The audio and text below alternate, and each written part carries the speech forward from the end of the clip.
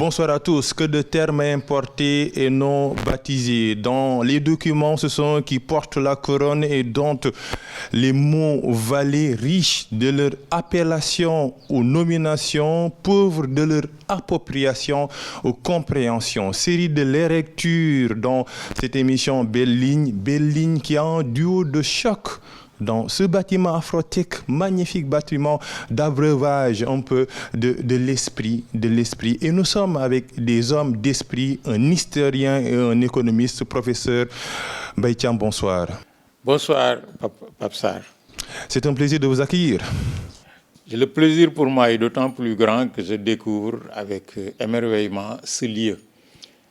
Pour quelqu'un qui enseigne depuis 40 ans dans une école de bibliothéconomie, où on enseigne la science du livre, découvrir l'initiative d'un jeune Sénégalais qui, de sa propre initiative, a mis en place un dispositif d'accès à l'information, au savoir, dans son quartier, autour de 4500 références ouvertes gratuitement aux jeunes du quartier.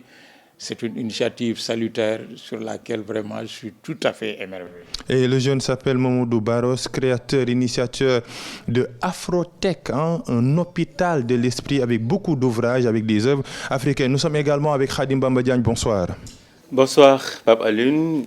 Plaisir de rencontrer le doyen à tout seigneur, tout honneur, mais aussi de découvrir aussi cette bibliothèque-là. C'est un plaisir de voir ici que voilà, il y a des livres qui nous entourent et c'est un plaisir en tant qu'écrivain, en tant que chercheur aussi. Oui, exactement. On dit que la jeunesse, c'est un état d'esprit. Aujourd'hui, on doit construire et découvrir des termes parfois familiers, mais parfois tout simplement étrangers. Nous allons commencer avec l'actualité.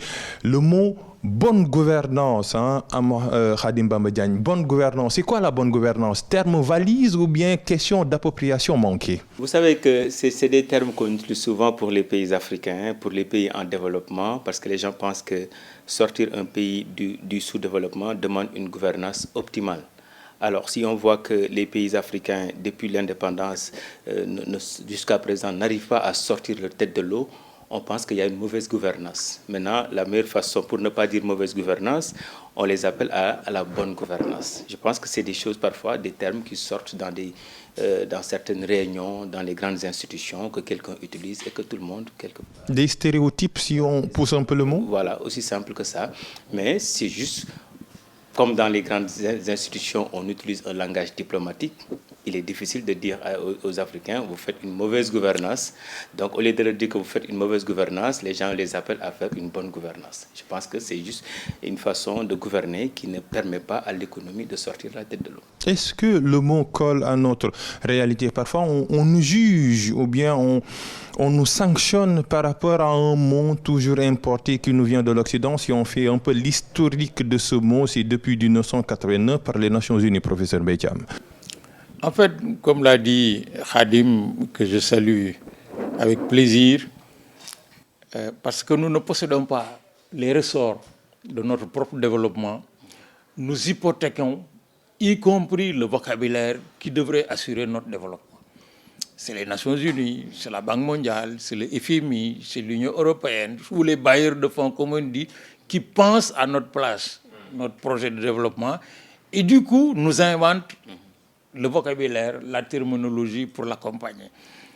Si on en revient juste à la francophonie, le mot gouvernance n'est pas un mot français, ni francophone. Il provient du mot governance, de l'anglo-saxon ou de l'anglais tout court, qui signifie l'ensemble des dispositifs qu'on met en place pour tout simplement gérer, organiser de manière optimale un service, une activité publique ou privée. Et du coup, considérant que nos pays sont des entreprises sur lesquelles certaines institutions internationales développent leur stratégie, mais on nous invente un vocabulaire. Sauf qu'on y met un contenu qui enferme pratiquement nos pays dans le dilemme de trouver des contenus, de trouver des objectifs et des objets à des concepts forgés ailleurs.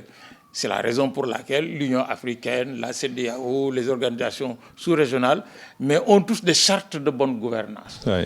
Mais qui dit charte de bonne gouvernance dit un ensemble de critères, un ensemble de démarches, de procédures pour organiser quoi? Mais organiser la gestion de qualité. comme dit Bamba, on constate que nos pays, malgré 60 ans d'indépendance, n'évoluent pas favorablement dans la satisfaction des besoins des différentes catégories de la population, mais on nous invente des camisoles de force que l'on porte partout, mais que l'on retrouve un peu partout dans tous les pays d'Afrique. On a des programmes de bonne gouvernance, on a des programmes d'émergence, on a des mots que, parce que nous n'avons pas contribué à leur formatage, à la déclinaison de leur contenu, à la stratégie de réalisation des objectifs, en se fondant sur nos propres réalités et nos propres moyens et conditions, mais on utilise, et puis, dans quelques années, on aura oublié ces mots pour créer d'autres mots. Exactement. Et pourquoi c'est le continent africain qu'on doit juger, qu'on doit nommer, qu'on doit catégoriser? Pourquoi? Parce que c'est un continent colonisé, sous-développé, où aussi nous avons souvent les leaders les plus riches et les économies les plus pauvres. Et je pense qu'à un moment donné, c'est aussi ce continent-là qui demande, qui tend la main, qui pense que les solutions sont blanches et les problèmes, en fait, viennent toujours du continent. Et je pense que c'est ça le problème, quoi. C'est-à-dire que dans le monde du donner et du recevoir, les pays africains n'apportent absolument rien. Ils demandent. Et quelque part, quand tu demandes, oui, l'autre, la main qui te donne, à un moment donné, te demande, maintenant, ce que je t'ai donné la fois passée, comment tu l'as géré? Maintenant, il faut que tu me montres des indicateurs, il faut que tu me montres comment tu gères cet argent, il faut que... Le continent qu'il faut sauver, qu'il faut aider. Parce que c'est le continent qui refuse d'être responsable. C'est le continent qui n'essaie pas de chercher les solutions d'une manière endogène. C'est le continent qui pense que les problèmes, c'est lui, les solutions, c'est les autres. Et tant que tu penses que c'est les autres qui vous donneront les solutions, les autres aussi vont vous imposer. Parce qu'ils peuvent vous donner de l'argent, mais avec quelque part une batterie de recommandations. Des batteries de recommandations, à un moment donné, tu les appliques, tu deviens, même si tu n'es plus colonisé, tu deviens dominé. Et je pense que c'est une pauvreté mentale que nous constatons, mais quelque part que nos dirigeants, je ne sais pas, tous les jours, mettent en place des actes qui justifient que les autres continueront à nous donner des leçons, parce que jusqu'à présent, nous ne cherchons pas la solution d'une manière endogène. Mais parce qu'on se gargarise, hein, des bonnes ou mauvaises notes données par Transparency International ou Mo Ibrahim. D'ailleurs, ce sont des images, hein, qui sont collées à ces pays africains, et surtout des leçons de morale qui viennent des autres continents, parce que nous sommes tous des autres et qui ne sont pas blanches comme neige, hein, professeur Mbaye Thiam. Mais pour une raison simple, comme dit Bamba, c'est parce que quand on est sous assistance, on est à la merci de celui qui vous assiste. À la fois du point de vue théorique, mais surtout du point de vue pratique. Nous n'avons pas réussi, malgré des décennies d'indépendance, à construire ce qu'à un moment donné Senghor appelait les cercles concentriques, qui en se développant à l'intérieur allaient se rejoindre quelque part pour créer un continent, mais qui produit son propre développement. Nous avons décidé d'hypothéquer notre développement à la réflexion, à la conceptualisation d'autres personnes, d'autres institutions. Et ce faisant, mais nous restons à la merci de la déclinaison de terminologie, de vocabulaire que nous utilisons, jusqu'y compris dans la déclinaison de nos organismes publics. Depuis 5 ou 6 ans, tous les ministères de l'enseignement supérieur en Afrique francophone ont la même dénomination. Ministère de l'enseignement supérieur, de la recherche et de l'innovation. Alors qu'on avait réussi dans ce pays à créer un ministère de l'Éducation nationale qui gérait l'enseignement, tous les ordres d'enseignement, parce qu'on pensait que dans une même pyramide, on n'a pas besoin de séparer. Mais ça veut dire quoi? Ça veut dire que quelque part, on a pensé que vous allez tous faire comme ça. Et on a décidé de tous faire comme ça. En se faisant quoi? Mais en renonçant à notre souveraineté. Parce que le véritable problème, c'est qu'en renonçant à notre souveraineté, c'est-à-dire à notre volonté intérieure de concevoir notre trajectoire, même en restant dans la mondialisation, mais on laisse à d'autres le soin de penser à notre place et de fait de nous évaluer. Vous ne verrez jamais, mais ailleurs, en Europe, en Occident, dans les pays anglo-saxons et de plus en plus en Asie, mais des organismes venir évaluer pour savoir si on note tel pays ou tel groupe de pays selon ce que l'on fait en Afrique avec Mo Ibrahim, malgré que j'approuve, ou Transparency International, parce qu'en réalité, c'est la politique d'effort qu'on applique aux faibles. Faibles non pas parce que nous le sommes congénitalement, mais parce que le leadership africain, qui aurait pu construire sur le continent des États forts, qui se rejoignent dans leur solidarité géo-historique forte et dans leur complémentarité et solidarité, n'ayant pas existé, mais on assiste à des fragiles, à des États fragiles, à des coups d'État, de changements de tous ordres, fragiles sur le plan économique et de plus en plus, malheureusement, fragiles sur le plan culturel. Exactement. Sommes-nous forts ou faibles? L'autre mot, c'est le mot développement. Est-ce que, professeur Khadim Bamba Diagne, est-ce que nous sommes pauvres? Réellement, est-ce que nous sommes pauvres? Nous sommes des pays pauvres. Tout dépend de la définition qu'on va donner du mot pauvreté. Et je pense que, en tout cas, je ne sais pas est-ce que nous sommes pauvres ou non, c'est un débat, mais nous sommes mentalement pauvres. Mentalement. Nous sommes mentalement c'est pauvres. d'abord mental, voilà, la pauvreté. La pauvreté, c'est mental. Quand vous acceptez que vous êtes pauvre, c'est parce que vous avez regardé quelqu'un comme étalon de mesure et qui vous dit que voici les signes de richesse et vous acceptez ce débat-là, c'est fini.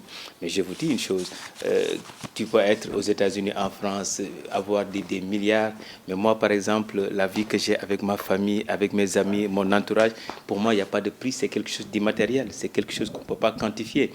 Mais si l'autre me dit que parce qu'il a une voiture, parce qu'il a un jet privé, parce qu'il est riche, et moi, avec tout ce que j'ai, je suis pauvre, je l'accepte. Quelque part, c'est que mentalement, je suis pauvre. Mais parce qu'il y a des indices qui sont définis par les Nations Unies qui fixent le taux de pauvreté, le PIB, mais tout cela, il y a une dimension matérielle derrière. Tous ces indicateurs-là sont des indicateurs quantitatifs, ok? Ce n'est pas qualitatif. Et je pense qu'il appartient aux pays africains de leur montrer que oui, vous avez des indicateurs quantitatifs, nous aussi nous avons des indicateurs qualitatifs pour mesurer la pauvreté. Vous êtes pauvre parce que vous n'avez pas de vie, vous êtes seul, vous êtes ainsi de suite, ainsi de suite. Posons ce débat-là. Et là, chacun va voir que, est-ce que moi, avec mes revenus aussi faibles, mais aussi dans une famille où, quelles que soient mes difficultés, il y a un cousin, il y a un oncle, il y a un ami qui peut m'aider. L'autre, avec tout son argent, il n'a personne, il est seul, il vit seul. Et donc, à partir de ce moment, pourquoi je lui laisse définir la pauvreté comme il l'entend? Et moi, je ne lui propose pas aussi une autre façon de lui montrer que non, je ne suis pas pauvre, je suis riche. On peut parler de la pauvreté monétaire, mais la pauvreté en tant que telle, je pense que c'est un mot très discutable, chargé. On a laissé l'autre, comme l'a dit le professeur tout à l'heure, on a laissé l'autre charger ce mot-là. Et malheureusement, comme je vous dis, comme nous sommes mentalement pauvres, nous acceptons tout, nous ne posons pas le débat.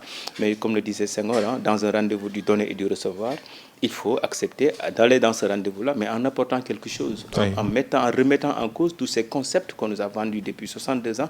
Et nous essayons aussi, en tant que pays africain, pays pauvre, de compétir sur ces indicateurs-là. C'est ça le danger. Et le malheur est qu'on est là, quoi. C'est comme si on est pris au piège, on se bat tous les jours. Oui, voilà comment... Je suis au Sénégal, nous sommes tous au Sénégal. On dit, oui, voilà maintenant comment Ibrahim nous a noté. Voilà comment la Banque mondiale nous a... Mais nous savons ce qui se passe chez nous. On n'a pas besoin d'une notation pour savoir ce qui se passe chez nous. Absolument. Et c'est ça la faiblesse. Et je pense que tant que les pays africains ne sortent pas de ces carcans, que certains pays même, vous vous souvenez de l'affaire Segura, pour être agent du Fonds monétaire international, on lui donne de l'argent pour dire juste des jolis mots sur le Sénégal. Mais non, nous voulons quelqu'un qui règle le problème du Sénégal. Mais malheureusement, les gens se focalisent sur les notations, sur des détails, au lieu de prendre en compte sérieusement les problèmes du pays. Parce que quand ça marche, nous allons le sentir sur tous les plans.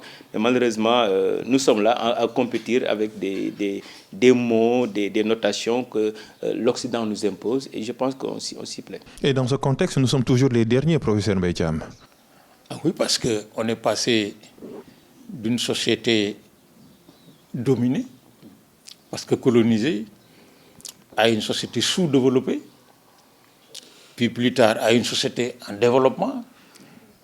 Et à chaque fois, il a fallu, de la part des dominateurs, inventer un concept pour enrober la relation inégale qui nous reliait à elle. Les gens de ma génération, même qui n'étaient pas économistes comme Bamba, lisaient et apprenaient presque par cœur des chapitres du fameux livre d'André Gunder Frank, Le développement du sous-développement. Quand il y a 40-50 ans derrière nous, il avait écrit un livre pour dire que les pays du Sud, Amérique latine notamment, et africains, en réalité, au lieu de se développer, ils accroissent le sous-développement parce que l'Occident, parce que les pays capitalistes avancés leur imposaient une course mondiale au développement, mais à laquelle ils ne pouvaient aucunement participer et gagner. Parce que les dés étaient pipés au départ, parce qu'on nous a dit le développement, le modèle de développement, c'est ça, et on y a adhéré.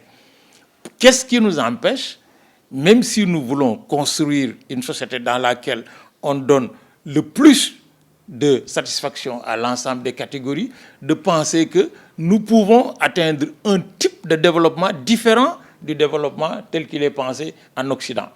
Est-ce que le développement, c'est la société de la concurrence à tous les niveaux, à l'intérieur comme à l'extérieur, d'État à État? Est-ce que le développement, c'est la construction d'un État matériel, de satisfaction matérielle?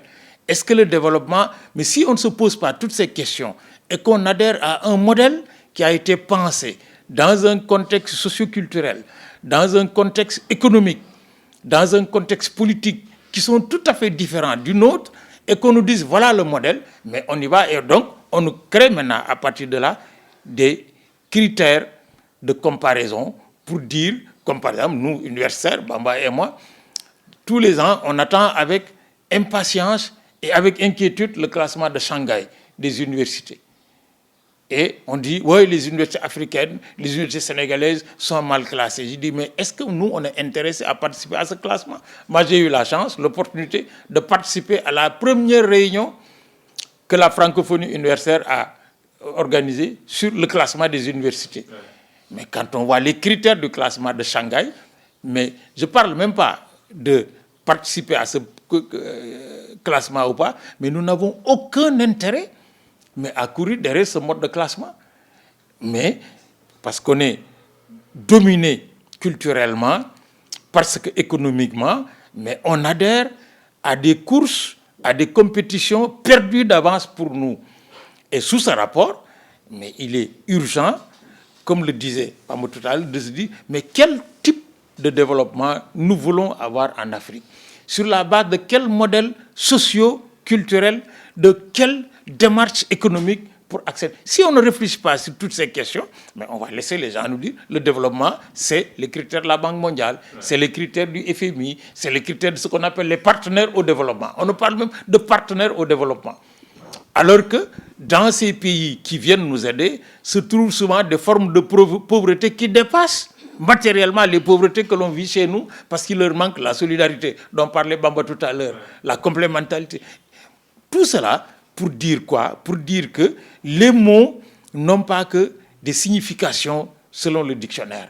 Ils cachent derrière ceux qui les ont construits des stratégies de lutte de pays à pays, de peuple à peuple, d'État à État et d'institution à institution, dans lesquelles, tant que nous laisserons aux autres le soin de penser pour nous ce que doit être l'Afrique, mais on n'aura jamais atteint la satisfaction intérieure aux Africains que constitue pour chacun d'entre nous la prise en charge de ses préoccupations. Exactement. Et pourtant, Khadim Bamba Diagne, il y a des résistances, peut-être elles ne sont pas mises en avant, des résistances dans le domaine spirituel, par exemple. Vous aviez écrit un livre sur l'économie du Maurice pour montrer un peu comment nos guides spirituels ont développé des modèles pas valorisés dans les écoles et qui résistent par rapport à ces types de nominations ou de dénominations qui nous catégorisent mal d'ailleurs. Et c'est ça le malheur, c'est que, comme le disait l'autre, la femme de l'autre est toujours belle, quoi. On ne regarde jamais ce que nous avons, on regarde jamais, on ne cherche jamais les solutions. Chez soi. Voilà. Et donc, le malheur, c'est que il faut voir comment on a créé ces institutions internationales comme la Banque mondiale, comme le Fonds monétaire international. On les a créées en 1944, un an avant la fin de la Deuxième Guerre mondiale, pour aider les pays ruinés par la guerre. Pendant 30 ans, ces institutions ont aidé les pays ruinés par la guerre mondiale. C'est ce qu'on appelle de 1945 à 1975 les 30 glorieuses, où l'économie européenne avait pris maintenant sa vitesse de croisière. Après 30 ans, on s'est dit qu'à partir de 1975, ces pays n'avaient plus besoin de la Banque mondiale et du Fonds monétaire international. De deux choses l'une, ou qu'on dissoute ces deux institutions-là, ou on les envoie dans les pays africains pour les aider. Ouais. Donc, mentalement, ces institutions-là pensaient qu'elles devaient venir en Afrique, en fait, comme, voilà, pour les aider. Et donc, Voilà, on les a écoutés. Ces institutions ont défini les règles. Et il n'y a pas de résistance, il n'y a pas de proposition. Pour moi, le problème fondamental que nous avons, c'est qu'il n'y a pas de proposition. On a accepté leurs mots, leur vocabulaire, et les zones qui n'ont pas accepté cette stratégie mise en place par les institutions internationales, comme le Moyen-Orient, comme l'Extrême-Orient, ce sont des pays après que même ces institutions-là commencent à caractériser des dragons, des tigres, jusqu'à ce que ces pays-là, voilà, des BRICS, jusqu'à ce qu'ils deviennent des pays presque développés. En termes de PIB par tête, la Corée du Sud dépasse largement beaucoup de pays au monde. Maintenant, pourquoi nous autres qui suivons quelque part ces sillons tracés par ces grandes institutions-là ne sortent pas du sous-développement? Parce que nous avons ignoré ce que nous avons à l'intérieur de nos pays. Oui. Tant que nous ignorons ce que nous avons, je pense que nous resterons toujours... Parce qu'on ne peut pas se développer, on ne peut pas bien voir dans les lunettes de quelqu'un d'autre. Aujourd'hui, nous essayons de régler nos problèmes avec les lunettes des institutions internationales, des pays développés. On n'a pas la même société, on n'a pas le même niveau de développement, on n'a pas les mêmes infrastructures, on n'a pas. Et nous voulons suivre le même chemin que ces pays. Il y a des modèles endogènes. Mais oui, maintenant, si ceux qui prennent les décisions ignorent ces modèles endogènes-là, qu'on se contente de la notation, de ce que diront quelque part ces grandes institutions-là, moi je pense que le combat est perdu d'avance. Aujourd'hui, vous voyez de plus en plus, il y a une jeunesse bouillonnante qui demande plus de liberté, plus de... En fait, des jeunes même souverainistes. Pourquoi? Parce qu'à un moment donné, ils voient que ça ne bouge pas pendant 62 ans. Ouais. Mais si ça ne bouge pas pendant 62 ans, il faut que les gens essaient de changer pour voir. Maintenant, le changement, c'est rien d'autre que regarder maintenant à l'intérieur. Si on regarde à l'intérieur, allez-y, moi j'ai fait tellement d'études au fin fond du Sénégal, je vois un vieux, par exemple, dans les indices de pauvreté monétaire, quelqu'un qui n'a pas 1000 francs par jour est considéré comme pauvre. Un vieux que j'ai retrouvé au fin fond du Sénégal avec 6 femmes, ouais, avec une trentaine de gosses, avec voilà, des moutons, des bêtes à n'en plus finir. Dit que je n'ai pas d'argent, j'en ai pas besoin, j'ai 85 ans, je suis bien portant, j'ai une femme de 18 ans. Donc, dites que je suis pauvre, mais qu'est-ce que je cherche? Ouais. Je veux quoi? Maintenant, j'ai dit qu'il est temps qu'on revoie ces définitions-là. Parce que celui-là, il dit que je mange ma production. Parce que quand on parle de souveraineté alimentaire, c'est manger ce qu'on produit. Parce qu'après tout, l'alimentation, c'est le premier médicament de l'homme. Ouais. Maintenant, celui-là qui consomme ses propres produits, mais qui n'a pas d'argent, on est obligé de le considérer comme pauvre. Il est loin d'être pauvre. Donc moi, je me dis que le problème fondamental que nous avons, c'est que jusqu'à présent, on n'a pas cherché les solutions à l'intérieur. Tant que maintenant, on veut se mesurer par rapport aux autres qui sont développés et qui mettent en place les étalons de mesure et qu'on essaie de se battre pour satisfaire ces étalons de mesure-là, moi, je me dis que nous serons toujours pauvres et très endettés même. Et pourquoi on ne regarde pas professeur de l'intérieur, professeur Mbaye Thiam? Mais parce qu'on n'a pas encore les leaderships de rupture qui osent mettre en œuvre des solutions endogènes. Depuis les indépendances, il n'y a pas en Asie comme en Afrique un pays dont on peut dire que, à partir des indicateurs de ce qu'on appelle Banque mondiale, FMI et autres bailleurs de fonds, un pays qui a émergé grâce à l'aide internationale, grâce au FMI, grâce à la Banque mondiale. Il y a quelques années, les hommes de gauche disaient même que la Banque mondiale et le FMI travaillent pour la révolution dans tous les pays du Sud. Parce que les gens de ma génération se souviennent des années de pression sociale qu'on a exercée sur nous, sous le régime d'Abdou Diouf, avec ce qu'on appelait pratiquement les plans d'ajustement structurel. Il fallait tout diminuer, augmenter les ceci, supprimer tout ce qui est social, régler, couper les subventions à la culture, à l'école, à la santé. 15 ans après, on revient en arrière pour dire que ça n'a pas marché. Sauf qu'on a perdu 15 ans. Et entre les deux, on a eu la dévaluation. Mais à ce moment, aucun de nos dirigeants, en tout cas dans les pays africains, n'a osé dire, mais si, après 30 ans d'indépendance, la France qui garantit notre monnaie, mais s'accorde avec nous sur la nécessité absolue d'évaluer notre monnaie, ce n'est pas le bon chemin. Et d'opérer les ruptures. Mais ça demande un haut niveau de conscience politique, d'engagement patriotique et de détermination, mais pour pouvoir, à l'échelle de nos pays, construire le développement. Surtout que la France, qui a instruit son développement après la Deuxième Guerre mondiale, sur ses colonies, qu'elle avait réussi à fédérer en Afrique dans 2 grandes entités, l'Afrique occidentale française et l'Afrique équatoriale française, au moment d'accord de l'indépendance, a tout travaillé pour casser les colonies et faire des États, des micro-États dont on était sûr que pratiquement elles n'avaient pas les moyens de leur développement.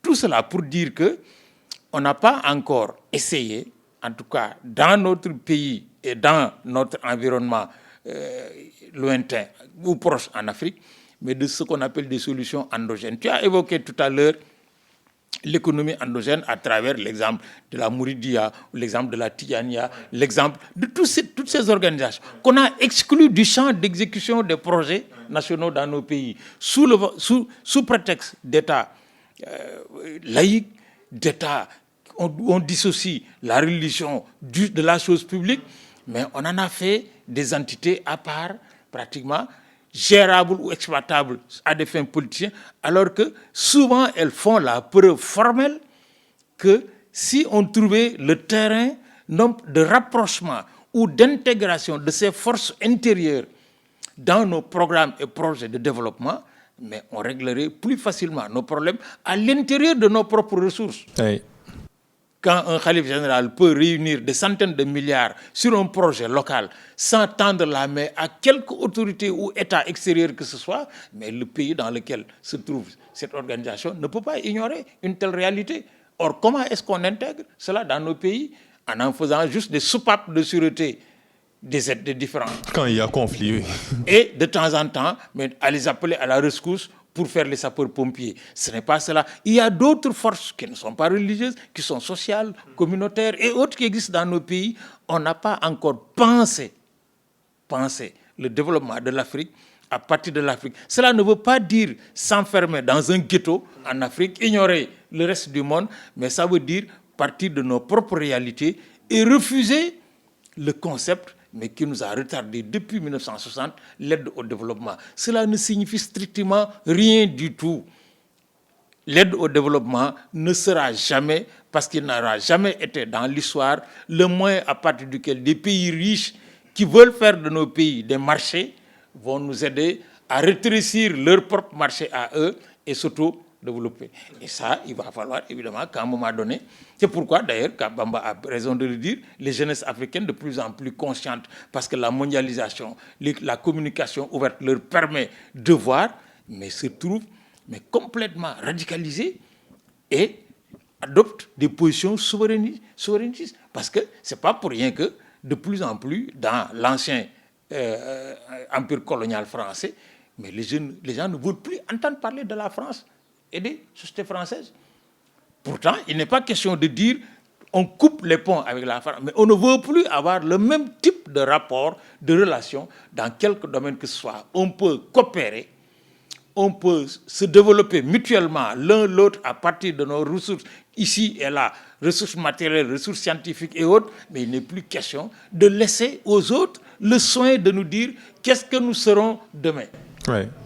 Et bien ça interpelle les décideurs, ça interpelle surtout, évidemment, à travers les décideurs, toutes ces organisations sous-régionales, continentales, qui pullulent en Afrique depuis les indépendances et qui n'ont pas réussi encore à nous assurer le développement. Et pourquoi ne pas valoriser ce que nous avons, Khadim Bamba Diagne, des ressources innommables et incommensurables, hein, mais nous sommes comme un mendiant assis sur un trésor et qui tend la main. L'Afrique ou le Sénégal, c'est peut-être, je paraphrase le livre de Kouassi, un géant qui refuse de naître, et je répète un peu par rapport à ces révolutions culturelles que je pense être les plus réussies, mais malheureusement, on s'en approprie que quand c'est pour prier, mais pas pour exploiter la dimension scientifique ou épistémologique, Khadim Bamba Diagne. C'est un grand problème. Il y a un pays africain que j'ai visité qui s'appelle le Botswana, qui est aujourd'hui le pays, en termes de PIB par tête, le plus riche en Afrique. Personne n'en parle. Même les Européens ne nous demandent jamais de chercher ce qui se passe au Botswana. Pourquoi ne pas prendre comme étalon de mesure, comme exemple, le Botswana sur tous les plans? Mais c'est un pays africain qui a cherché ses solutions d'une manière endogène, qui est devenu un pays développé, parce que c'est un pays même développé. Malheureusement, on parle souvent de Rwanda, d'autres pays, jamais le Botswana. Pourquoi? Parce que même, entre guillemets, quand le président de la République a changé la constitution pour diminuer son mandat, il se l'est appliqué. À 5 ans, il a dit que je démissionne parce que je veux donner le bon exemple. Pour vous dire que, d'habitude, quand un pays veut sortir du sous-développement, c'est des choix. Mais heureusement que ces choix-là, c'est des choix politiques qui appartiennent aux hommes politiques. Parce que c'est eux qui conduisent. C'est-à-dire que si vous avez les hommes politiques performants, des hommes politiques qui veulent rester dans l'histoire, c'est toujours possible. Parce que l'Afrique est malade de ces hommes politiques. Le problème de l'Afrique, c'est ces hommes politiques.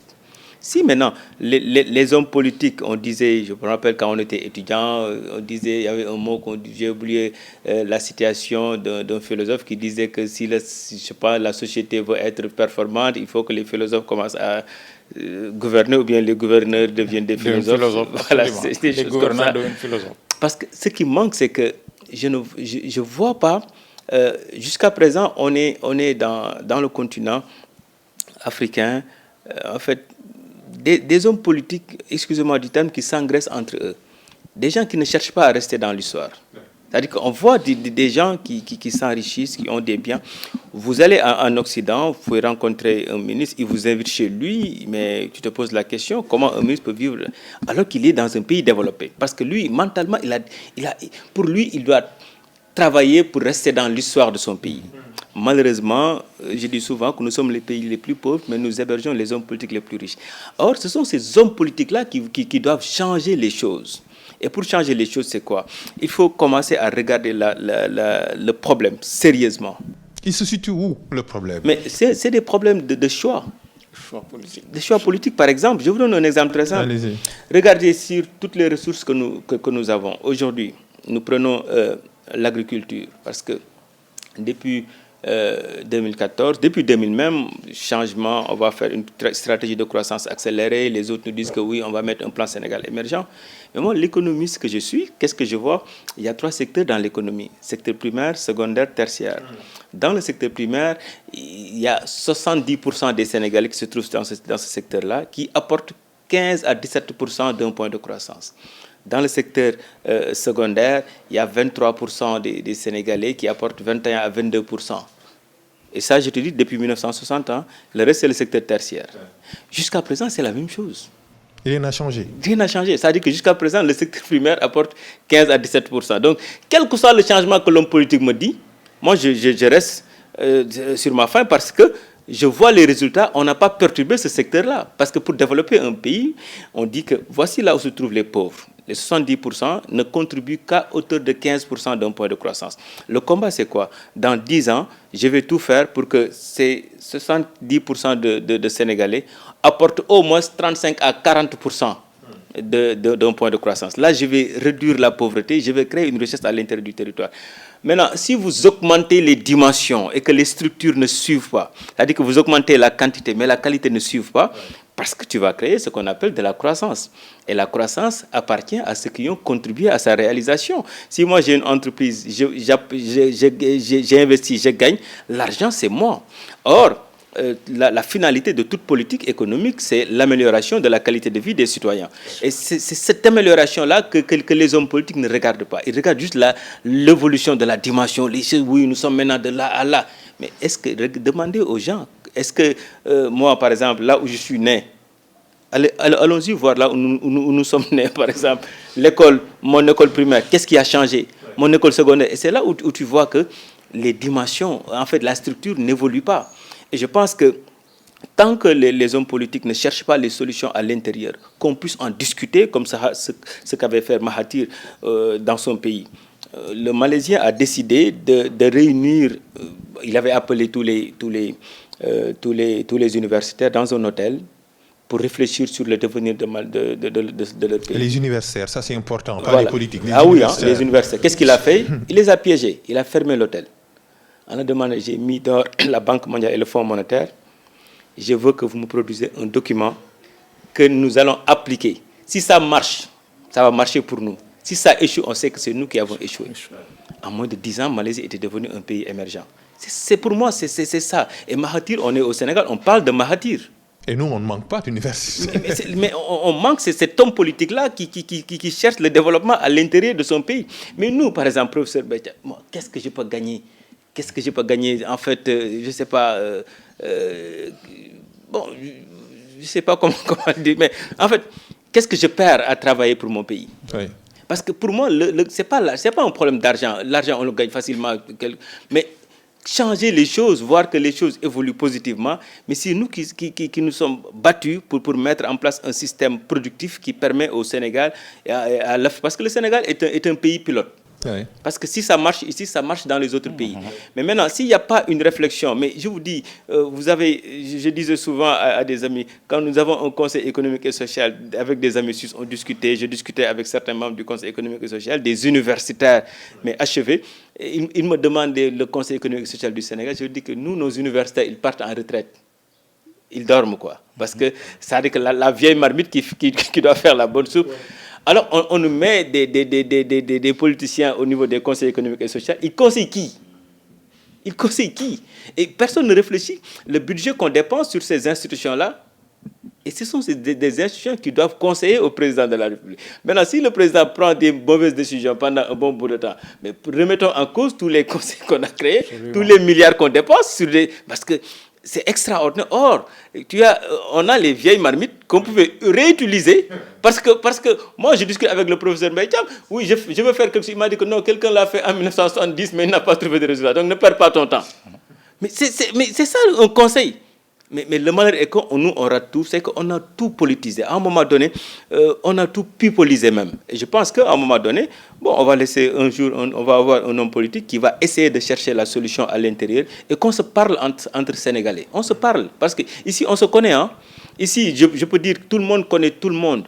Maintenant, si nous ne voulons pas sortir de la pauvreté, chacun d'entre nous va tirer son épingle du jeu et va laisser le pays pauvre. Mais le jour où nous voulons sortir de la pauvreté, on va se dire les vérités, on va essayer de redéfinir la stratégie. La politique, notre principal obstacle au développement, professeur Beitiam. D'autant plus grave que c'est devenu un métier dans notre pays. Moi, j'ai eu la chance pendant une quinzaine d'années de fréquenter assidûment un pays comme le Canada, le Québec pour ne pas dire. Et j'ai vu comment les universitaires, les industriels, les banquiers, les hommes d'affaires passaient indistinguablement de leur sphère de travail au gouvernement pour réaliser des choses sur lesquelles ils ont travaillé, qu'ils ont réussi, et retourner à leurs affaires. Cela veut dire quoi? Cela veut dire qu'on fait de la politique ailleurs parce qu'à un moment donné, on se sent capable de faire émerger globalement l'ensemble des acteurs sociaux, de faire tirer du néant certaines catégories sociales qui sont à la rescousse et de les faire progresser, c'est-à-dire d'assurer le progrès. On le réalise à travers des études, des recherches ou alors des réussites économiques dans tel ou tel domaine. Et après, on retourne à ses affaires. Dans nos pays, mais le meilleur, le moins, le plus rapide, le plus efficace de s'enrichir personnellement, c'est de faire de la politique. Et on pense qu'en enrichissant des catégories à l'intérieur de la société, des coteries, mais on assure quelque progrès que ce soit. Or, le progrès, où il est global, c'est-à-dire ressenti à tous les niveaux, pas de la même manière, où il n'est pas progrès. Or, nous avons dans nos pays, et singulièrement au Sénégal, l'essentiel des conditions ou critères qu'il faut pour assurer le développement. Cela passe d'abord par définir nous-mêmes le développement. Qu'est-ce que nous appelons développement au Sénégal? Est-ce que c'est avoir de jolis buildings, de jolies voitures, des infrastructures? Qu'est-ce que nous voulons faire? Si on s'accorde là-dessus, est-ce que nous avons les moyens? Oui, nous avons une jeunesse très puissante, une démographie qui n'a pas encore assuré la plénitude de l'occupation territoriale, des terres vierges à n'en plus finir, et du savoir qui, même s'il n'atteint pas ceux des sociétés occidentale, mais peut assurer le développement. Moi, j'ai connu Djibril Sen, ministre de l'Agriculture sous Abdou Diouf, qui est l'un des plus grands spécialistes mondiaux du Niébé, qui a fait des travaux extraordinaires là-dessus entre l'ISRA et l'école de Bambey. Aujourd'hui, on est en manque. J'ai connu des gens qui ont travaillé à l'ISRA et dans d'autres organisations, mais qui ont fait des travaux immenses sur l'agriculture. L'ancien ministre de l'Agriculture qui se trouve en Italie aujourd'hui, ambassadeur, mais est l'un des meilleurs spécialistes du riz. Il a dirigé pendant des années Africa Rice. Et dans tous les autres domaines, il y a que si on rassemble les compétences, les savoirs nécessaires, et qu'une gouvernance, pour revenir à notre premier mot, un leadership politique accepte d'assurer la rupture qui veut que si on veut nourrir les Sénégalais, on ne demandera ni aux Chinois, ni aux Français, ni à qui que ce soit de nous nourrir. Il faut qu'on se nourrisse nous-mêmes. En faisant quoi? C'est aux scientifiques à répondre à cela.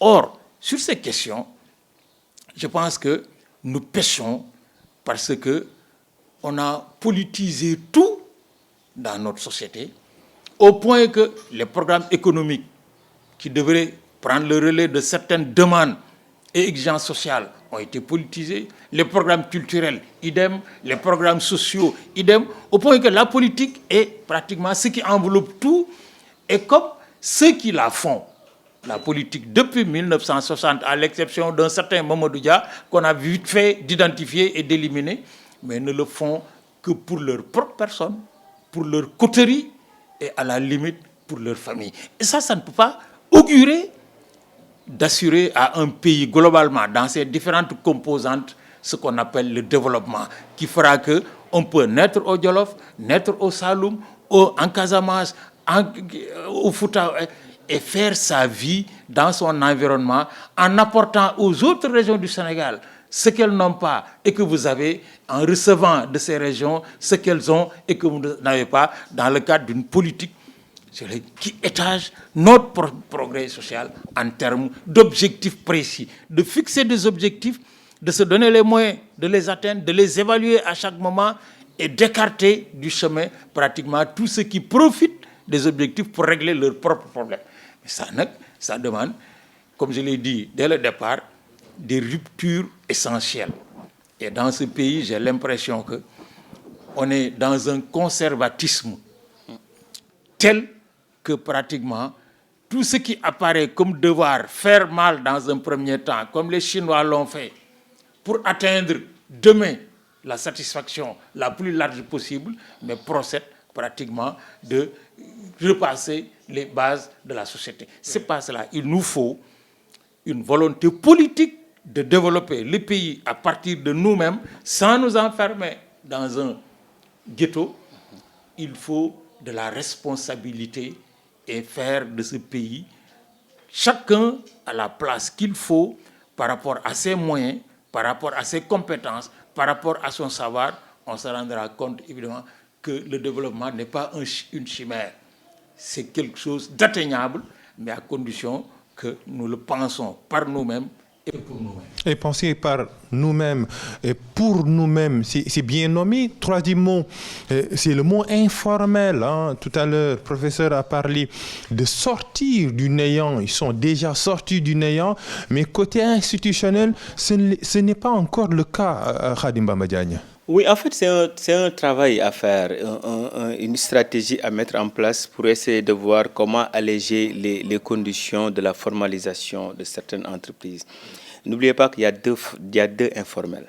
Il y a quelque part des gens pauvres qui essaient de mettre en place des stratégies pour s'en sortir, qui gagnent quelque part, même dans leur entreprise, des salaires de misère, mais qui s'en sortent. D'autres aussi, intelligents, qui disent qu'avec le système formel, on dépense beaucoup d'argent, restons dans l'informel, ce que j'appelle le semi-informel, et concurrence maintenant ceux qui sont dans le formel. Et je pense que c'est là qu'il faut pousser et contraindre à être formel. Et tout cela, c'est une politique de l'État, une politique de facilitation des stratégies. Parce que quand vous avez un pays en développement, un pays pauvre, et l'État ne fournit pas assez de ressources à tous les secteurs, à tous les segments. Aujourd'hui, il y a quelque part l'éducation coranique qui est un tout petit peu délaissée. Et donc, il faut que l'État aussi n'attende pas à ce que ces populations qui se forment dans cette école coranique puissent lui payer aussi impôt sur le revenu. Parce qu'en réalité, ce que les gens essaient de fuir, c'est l'impôt sur le revenu. C'est-à-dire que le fait de payer son argent à l'État.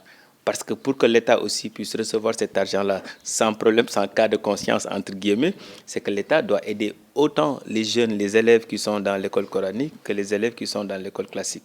Maintenant, si vous aidez toujours l'école classique, les autres pensent qu'ils sont pas ils n'appartiennent pas, ils ne sont pas de la famille. Oui, c'est ça. Et donc maintenant, c'est cela. Les orphelins même. Et donc c'est pour cela, c'est ceux-là qui sont dans l'informel. Beaucoup d'entre eux sont dans l'informel parce que dans leur circuit, ils ne sont pas pris en compte par l'administration centrale. Et pourtant, ils nourrissent la famille. Et c'est ça le problème maintenant. Ils se disent que je vais me battre pour nourrir ma famille, mais point barre. C'est-à-dire que la relation avec l'État, c'est là où ça pose problème. C'est-à-dire que c'est cette relation-là, il appartient à l'État maintenant de mettre en place des politiques plus inclusives. C'est l'État, par exemple, le jeune qui se trouve dans les daras, le jeune qui se trouve dans l'école, c'est les mêmes Sénégalais qui méritent l'aide, le soutien de l'État. Maintenant, si l'autre qui est dans les daras, sans l'État, dans tout son cursus, une fois qu'il travaille, il y a quelque part ce qu'on appelle une redevabilité, quoi. Il dit que je dois quelque chose à ce pays-là qui m'a aidé, qui m'a formé. Mais si l'État, quelque part, investit, dépense, par exemple, ministère de l'Enseignement supérieur, 400 milliards, ministère de l'Éducation, 350 milliards, avec que tu fais l'éducation, tu dépenses 1000 milliards, et l'autre, tu mets tous les trucs, je vais mettre 2 milliards entre vous, à un moment donné, mais celui-là ne va jamais sentir qu'il est un Sénégalais à part entière. Et je pense qu'il faut que dans les politiques publiques, qu'on puisse mettre plus de temps à aider les daras, à les accompagner, parce que ce sont ceux qui sont dans les daras. Comme ils ne peuvent pas travailler dans l'administration, ils sont dans le commerce, ils sont dans l'agriculture. Maintenant, s'ils gagnent, ils disent que mais pourquoi donner quelqu'un qui ne m'a jamais aidé, que je n'ai jamais senti dans tout mon cursus. Mais moi qui ai fait l'école classique, oui, j'ai senti l'État, l'école publique, secondaire, privée, je sais que l'État a fait quelque chose, il m'a donné une bourse, ainsi de suite. Donc, j'ai senti l'État. Donc, je dois quelque chose, il y a un giving back, je dois quelque chose à l'État, mais l'autre, il doit quoi à l'État? Rien du tout. Je pense qu'il faut corriger quelque part les politiques publiques. Je pense que c'est trop facile de dire que oui, ils ne payent pas. C'est trop simple. Il faut se poser les bonnes questions. Pourquoi dans les autres pays, les gens payent? Ici, les gens ne payent pas. Qu'est-ce que l'État a fait pour eux? Parce qu'il faut que l'État aussi, parce que c'est l'État. L'État nous appartient, c'est nous. Et je pense qu'une grande partie des Sénégalais n'a pas fait l'étude supérieure, n'a pas fait l'école classique. Mais cette grande partie-là ne fait pas partie intégrante des politiques publiques. Et à l'absence des politiques publiques, je me dis qu'on va rester encore dans l'informel. Mais si l'État décide de formaliser, d'aider, de mettre en place des politiques inclusives, il va voir qu'il va avoir un autre type de Sénégalais. Et surtout, ce refus qui est une sorte de revanche par rapport à ce que la société a donné à des gens qui sont mal nommés, qui ne demandent pas beaucoup de choses, professeur Mbeye-Thiam. Oui, mais c'est que là aussi, on revient toujours au concept et à leur contenu dynamique. Moi, je suis persuadé, sans être un économiste, je n'ai pas la prétention que si le secteur, ce qu'on appelle le secteur informel, n'existait pas au Sénégal, l'État aurait failli depuis et la République serait tombée. Parce que la grande majorité des Sénégalais assurent par eux-mêmes, avec ou non le soutien de l'État, mais la gestion de pans entiers de la société. Et ça nous ramène pratiquement au choix politique et à leur déclinaison sur le terrain. Est-ce que nous sommes obligés de passer par les chemins par lesquels sont passés les pays occidentaux pour arriver au développement? Si oui, nous n'atteindrons jamais le développement. Sinon, alors qu'est-ce qu'il faut inventer? Je me demande toujours pourquoi, depuis 60 ans, aucun des gouvernements qui sont passés dans ce pays n'a eu, à travers l'artisanat, les projets, programmes qu'il faut, mais pour transformer progressivement certaines catégories de cet artisanat de base qui a fait ses preuves à travers le monde. Le travail du fer, le travail des métaux précieux, le travail du bois, le travail du tissu. et bien d'autres types d'activités dans lesquelles les Sénégalais, à partir de familles, à partir de groupes et de lignages, ont construit une expertise, mais qui est valorisée. Mais qu'est-ce qu'on a fait pour valoriser cela? Cela reste toujours à l'état artisanal. Or, quand on compare aux autres pays, mais les industries d'aujourd'hui, en Asie comme en Occident, mais sont le fruit de l'évolution de l'artisanat. C'est au sortir du 19e siècle, au 20e siècle, que des familles artisanales ont créé, à partir d'une expertise locale, des capacités, des compétences qu'un État soucieux a organisées, accompagnées, aidées, supportées, mais pour en faire des industries. Peugeot, Citroën, Toyota, Hyundai, mais c'est des noms de famille, ce n'est pas des marques. C'est des noms de famille. C'est comme les Tcham qui auraient, sur la base du développement d'une bijouterie, mais fait du Sénégal, mais un up dans ce domaine.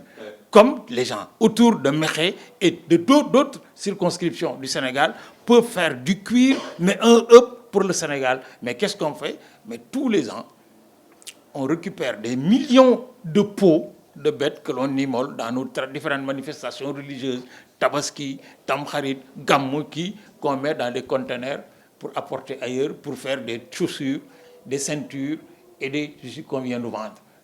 Alors qu'autour du Kadior central, de Mékhé et tout ce qui tourne, mais on aurait pu... La menuiserie, c'est la même chose. Ça veut dire que on n'a pas... Il ne faut pas qu'on enferme, d'un point de vue péjoratif, une activité économique qui concourt à maintenir le nez hors de l'eau à la majorité de la population pour l'appeler secteur informel. Alors que le secteur dit formel, lui, mais profite à qui? À des étrangers qui mettent leurs billes, qui récupèrent leurs bénéfices et qui les exportent, et à une oligarchie administrative qui, au passage, prend sa dîme et toise le peuple à partir de ses richesses. Et ça veut dire quoi? Ça veut dire qu'il y a nécessité de s'arrêter et de dire, mais comment nous pouvons faire de ce secteur primaire, de ce secteur qui occupe l'essentiel de la population, la soupape qui va purger l'ensemble du moteur et faire en sorte que dans une fourchette de 10 ans, de 15 ans ou 20 ans, ça les économise à partir de leurs calculs pointus, comme Bamba le diront, mais faire en sorte que nous puissions assurer l'émergence de groupes entiers vers pratiquement la maîtrise de notre destin. Si on ne le fait pas, mais on crée, régime par régime, les conditions d'explosion, de contradiction interne que l'on gère par la diatribe, la violence et tout ce que cela suit. Et ça, ce ne sera jamais le développement. Moi, je pense on a eu à un moment donné un président de la République qui a dit on va créer un ministère du secteur pour développer, rendre formel le secteur informel. Mais ça ne se décide pas administrativement. Ça se décide politiquement à partir d'une planification adéquate pour identifier des secteurs porteurs sur lesquels nous pouvons créer de la croissance à l'intérieur de notre pays et exporter de la croissance ou attirer même pratiquement des gens pour venir renforcer cette croissance. Mais on décide administrativement, mais parce qu'on pense politiquement. Et bien, quand on pense politiquement, on pense toujours à administrer les choses, alors qu'aujourd'hui, les économistes comme Bamba ne me démentiront pas, il n'est plus question d'administrer quoi, il est question de gérer. Exactement. Et on va finir. Le temps nous oppresse 2-3 minutes pour parler un peu d'un seul concept, c'est la souveraineté alimentaire. Rapidement, Khadim Bamba Diagne. Alors, c'est important de parler de la souveraineté alimentaire parce que quand on parle de souveraineté alimentaire, c'est de permettre aux États, aux pays, surtout les pays en développement, de pouvoir se nourrir. Parce que, comme je le disais tout à l'heure, l'alimentation est le premier médicament. Aujourd'hui, nous importons tout ce que nous mangeons. C'est pour cela que nous avons toutes sortes de maladies. Nous ne contrôlons pas, nous dépensons beaucoup d'argent en termes de santé et nous ignorons même quelque part notre. C'est-à-dire qu'au-delà de l'alimentation, c'est la santé. Il y a la sécurité alimentaire que nous cherchons au Sénégal, mais la souveraineté nous permet quelque part de régler une grande partie des problèmes du Sénégal. Maintenant, comme le disait le professeur Lipar, j'ai oublié son nom, Ibrahim, c'est le mot qui arrive dans ma tête, mais il disait qu'on n'a même pas besoin de substitution dit on va augmenter, arrêter l'importation de riz pour produire du riz à l'intérieur. Essayons de voir tout ce que nous avons comme alimentation. Et au lieu de l'exporter, on pense à la consommation locale dans un premier temps. Est-ce que nous produisons autant de mil, autant de maïs, autant de ainsi de suite, ainsi de suite. Nous pouvons, au lieu de penser qu'on doit mettre sur nos plats du riz tous les jours, on peut essayer de diversifier pour au moins réaliser cette souveraineté-là. Et je pense que la première chose qu'on contrôle en cherchant la souveraineté alimentaire, pour moi, qui est le plus important, c'est la santé. Parce qu'aujourd'hui, on mange tout et n'importe quoi. Et je pense que cette souveraineté-là, c'est un objectif. Mais malheureusement, comme toujours, l'autorité, l'homme politique pense toujours à l'augmentation de la production, mais ne pense pas à la stratégie, l'éducation alimentaire, quels sont les secteurs qu'on doit développer, comment faire des recherches pour voir dans 10 ans, 15 ans. Parce que l'alimentation, nos préférences alimentaires évoluent. Hein. Ce que nous mangeons en 2000, ce n'est pas ce que nous mangeons aujourd'hui. Qu'est-ce qu'on va manger en 2030 ?